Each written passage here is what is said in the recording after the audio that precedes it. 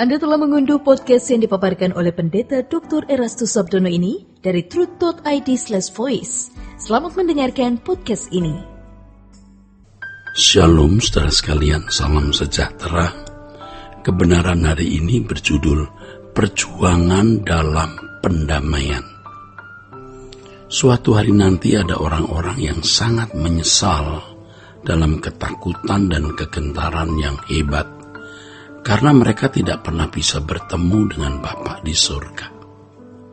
Mereka tidak diperkenankan masuk ke dalam rumah Bapa. Pada waktu itu mereka baru menyadari betapa singkatnya hidup di bumi ini dan betapa tidak berartinya segala sesuatu yang diperjuangkan untuk diperoleh dan dimiliki selama hidup di dunia yang fana ini. Pada waktu itu orang juga baru menyadari betapa jahat dan liciknya kuasa kegelapan yang telah berhasil menipu dirinya.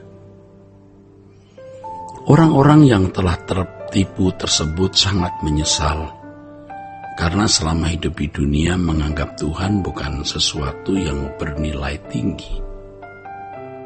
Sebaliknya menganggap dunia sebagai sesuatu yang dapat memberi kebahagiaan. Saudara, di hadapan tata pengadilan Kristus, tidak ada orang yang dapat membanggakan diri atau menjadi sombong. Selama di bumi ini seseorang bisa membusungkan dada dan merasa dirinya kuat atau merasa tidak membutuhkan Allah.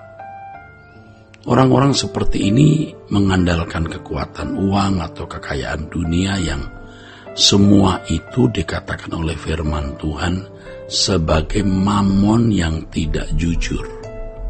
Ya, saudara. Mamon yang tidak jujur artinya sesuatu yang menipu. Kuasa kegelapan menggunakan uang atau harta dunia ini sebagai umpan untuk menipu atau memperdaya manusia, ya, agar dapat menggiringnya masuk ke dalam kegelapan abadi, ya. Orang-orang yang mengandalkan uang atau harta dunia adalah orang-orang yang tidak mungkin berjalan dengan Allah. Sebab ya mereka mengeliminasi, ya. Mereka mengasingkan Allah dari hidup mereka. Semua waktu dan kesempatan yang mereka miliki hanya mereka gunakan untuk mencari kesenangan diri sendiri tanpa persekutuan dengan Allah.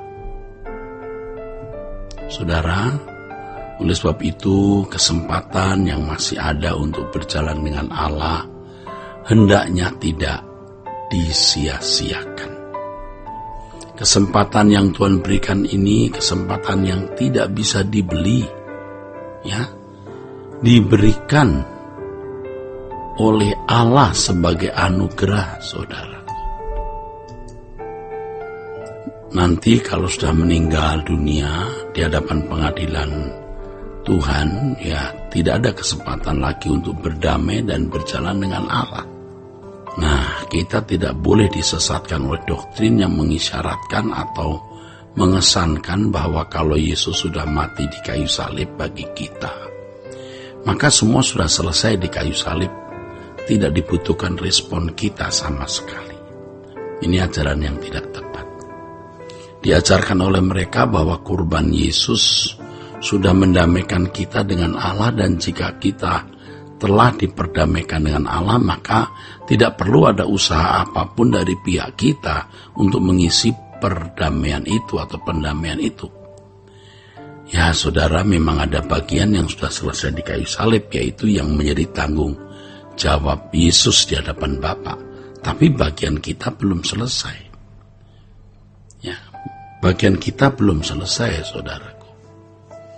Kematian Yesus di kayu salib memperdamaikan kita dengan Allah.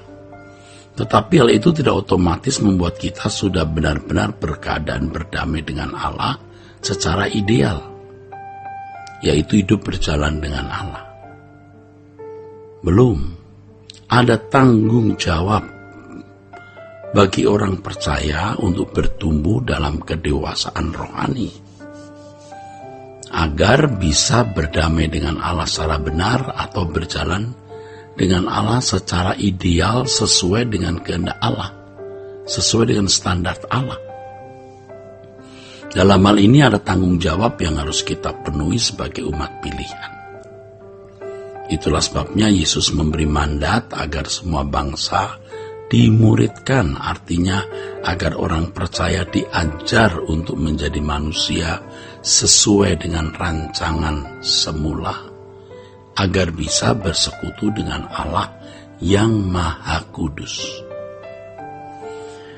Karena merasa sudah berdamai dengan Allah dan berkeyakinan bahwa dirinya pasti sudah menjadi anak-anak Allah, dan meyakini kalau meninggal dunia nanti pasti boleh masuk surga,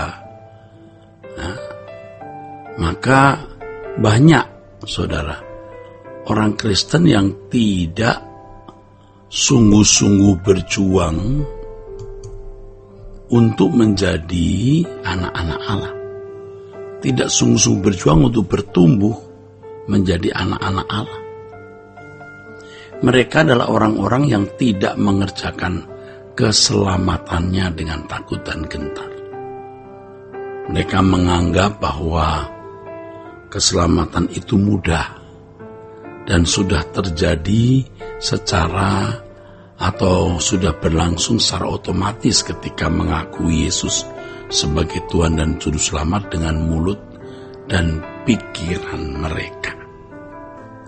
Padahal, saudara, pengakuan bahwa Yesus adalah Tuhan dan Juru Selamat dengan mulut dan pikiran itu harus diterjemahkan dalam perilaku secara konkret. Harus diterjemahkan dalam perilaku secara konkret. Seperti kehidupan yang dijalani oleh Yesus, yaitu melakukan kehendak Bapa. Karena hal ini, maka banyak orang Kristen yang nanti akan ditolak oleh Tuhan, sebab mereka tidak melakukan kehendak Bapa, saudara. Ya. Keadaan orang-orang Kristen yang sangat berbahaya ini tidak disadari oleh mereka, sebab mereka tidak mendapat pengajaran yang benar. Mereka telah diparkir oleh gereja dan para teolog di dunia ini dalam ketenangan semu. Dengan pengetahuan doktrin mengenai keselamatan dan berbagai doktrin lain, mereka merasa sudah menjadi umat Allah yang sudah selamat. Padahal sesungguhnya mereka orang-orang yang hanya memiliki pengetahuan tentang keselamatan, tetapi mereka sendiri belum mengalami dan belum memiliki keselamatan, saudara. Ya, belum memiliki keselamatan. Inilah kekristenan di atas kertas, bukan kekristenan dalam kenyataan hidup. Biasanya ciri orang-orang Kristen seperti ini salah satunya ya, hanya sibuk mempersoalkan doktrin, tetapi tidak sungguh-sungguh menguji diri mereka. Tidak sungguh-sungguh memeriksa diri mereka. Apakah mereka sudah benar-benar serupa dengan Yesus? Nah, kalau pembicara-pembicara di mimbar mereka hanya teori belaka, maka kehidupan jemaat, saudara, yang mendengar mereka menjadi palsu semata-mata. Nah, dari hal ini terjadi kemerosotan dalam kehidupan jemaat Tuhan sejak beberapa abad yang lalu. Puji Tuhan, saudara, kiranya kebenaran hari ini memberkati saudara-saudara sekalian. Sola Gracia. Untuk berlangganan renungan harian dalam bentuk cetak, silakan hubungi Truth Literatur di nomor telepon 0878 7870 7000. Untuk mendapatkan CD khotbah, MP3 Renungan Truth, dan CD album lagu produksi Sola Gracia, Anda dapat menghubungi di hari dan jam kerja di nomor telepon 021 638 60953. Tuhan Yesus memberkati. Sola Gracia.